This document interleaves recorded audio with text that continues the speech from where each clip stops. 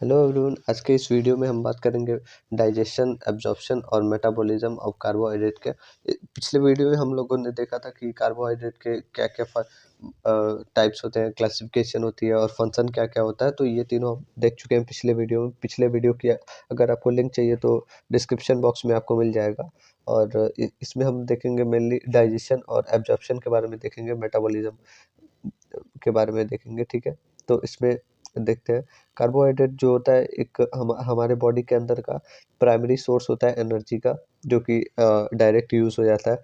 But अब जो carbohydrate होता है वो मेटाबॉलिज्म में मेनली 3 स्टेजेस को यूज करता है, जैसे डाइजेशन, एब्जॉर्प्शन और सेलुलर मेटाबॉलिज्म। इन तीनों स्टेजेस में सेल का किसी भी कार्बोहाइड्रेट का डाइजेशन होता है। ठीक है, फर्स्ट स्टेज की बात करें तो डाइजेशन ऑफ कार्बोहाइड्रेट होता है, जिसमें कार्बोहाइड्रेट जो है वो डाइजेस्ट करता है हमारे माउथ माउथ के रीजन से स्टार्ट होता है और कंटिन्यू होता है हमारे स्मॉल इंटेस्टाइन तक। ठीक है, इसमें जो है कॉम्प्लेक्स कार्बोहाइड्रेट जो होते हैं वो, मतलब कॉम्प्लेक्स कार्बोहाइड्रेट हमारे पॉलीसैकेराइड, डाइसैकेराइड जो कि इसके टाइप्स होते हैं, और ये टूटते हैं हमारे सिंपल शुगर में जो कि मोनोसैकेराइड होता है, और ये बाद में ब्लड स्ट्रीम में या फिर स्मॉल इंटेस्टाइन से ये एब्जॉर्ब हो जाते हैं। ठीक है, और बॉडी के अंदर डायरेक्ट यूज हो जाते हैं।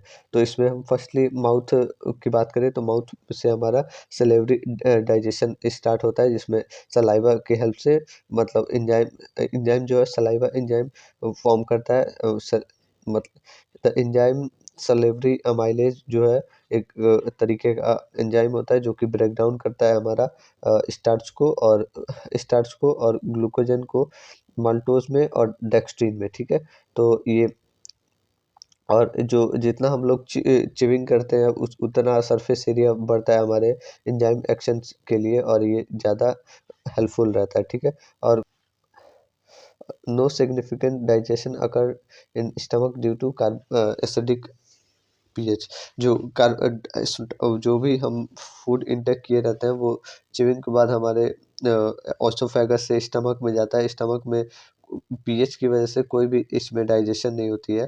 ठीक है, अगर स्टमक की बात करें तो स्टमक के जो है सलेवरी अमाइलेज को इनएक्टिवेट कर देता है, और इनएक्टिवेट कर देता है जो भी स्टमक एसिड होता है HCl, और हेल्टिंग करता है हमारे कार्बोहाइड्रेट डाइजेशन को। ठीक है, अब इसके बाद से जो है स्मॉल इंटेस्टाइन एक, मतलब मेन जो साइट होता है डाइजेशन का वो इसी में होता है। मेनली इसमें अगर देखें तो पेनक्रियाटिक अमाइलेज जो एक एंजाइम होती है वो सिक्रीट होता है पेनक्रिया से, और ये कंटिन्यू करता है ब्रेकडाउन स्टार्च से माल्टोज और ओलिगोसैकेराइड के फॉर्मेशन में। ठीक है, ब्रश ऑर्डर एंजाइम ऐसे ऐसे ये मतलब कंप्लीट होता है। जैसे माल्टोज है तो माल्टोज जो है वो ग्लूकोज मिल के माल्टोज बनता है। ठीक है, इसमें मालिटेज है।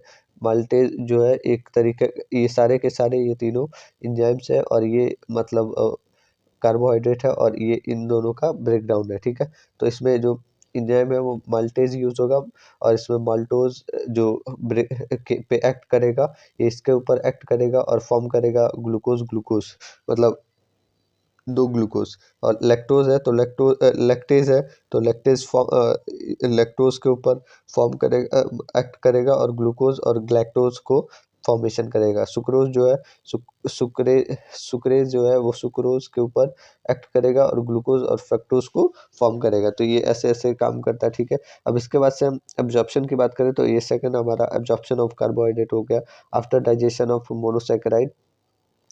जब डाइजेशन हो जाता है मोनोसैकेराइड्स में, ये फॉर्म हो जाता है ग्लूकोज, फ्रक्टोज और ग्लैक्टोज के फॉर्म में, और ये मतलब स्मॉल इंटेस्टाइन से ही हमारा जो ब्लड स्ट्रीम है वहाँ स्मॉल इंटेस्टाइन से ब्लड स्ट्रीम में ट्रांसफ़र कर दिया जाता है। ठीक है, और इसके बाद से ट्रांसपोर्ट मैकेनिज्म की बात करें तो ग्लूकोज और ग्लैक्टोज जो है एब्जॉर्ब किया जाता है हमारे एक्टिव ट्रांसपोर्ट से, जो कि SGLTA सोडियम ग्लूकोज को ट्रांसपोर्टर होते हैं, उससे ट्रांसपोर्ट किया जाता है। फ्रक्टोज जो है वो जी GLT5 से GLUT 5 ट्रांसपोर्टर से ट्रांसपोर्ट किया जाता है, जो कि एब्जॉर्ब होता है फैसिलिटेटिंग डिफ्यूजन से, ठीक है, फैसिलिटेटेड डिफ्यूजन से। Once inside the interstitial tissue monosaccharide enter in blood, GLT GLUT2 transporter and are carry in the liver.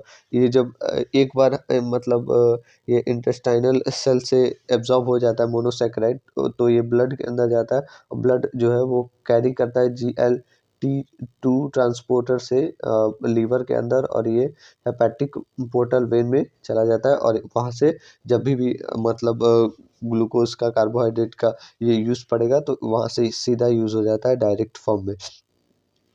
वहाँ पे भी जाने के बाद वो जो है जो ग्लूकोज है वो ग्लूकोज के फॉर्म में नहीं रहता है, ग्लैक्टोज के फॉर्म में होता है। तो ग्लैक्टोज जो है वो फर्दर मतलब डायरेक्ट फॉर्म होता है ग्लूकोज का, तो उससे डायरेक्ट यूज़ हो जाता है। तो अगर वीडियो अच्छी लगी हो तो लाइक करना, चैनल को सब्सक्राइब करिए। चैनल के डिस्क्रिप्शन बॉक्स में आपको व्हाट्सअप लिंक मिलेगा, उससे में आप ज्वाइन हो सकते हैं। और दूसरी अगर वीडियो इसकी चाहिए सेकंड पार्ट, फर्स्ट पार्ट, तो दूसरे उसका भी लिंक डिस्क्रिप्शन में पिन है, तो उसको देख लेना।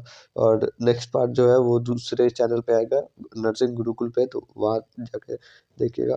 Thank you.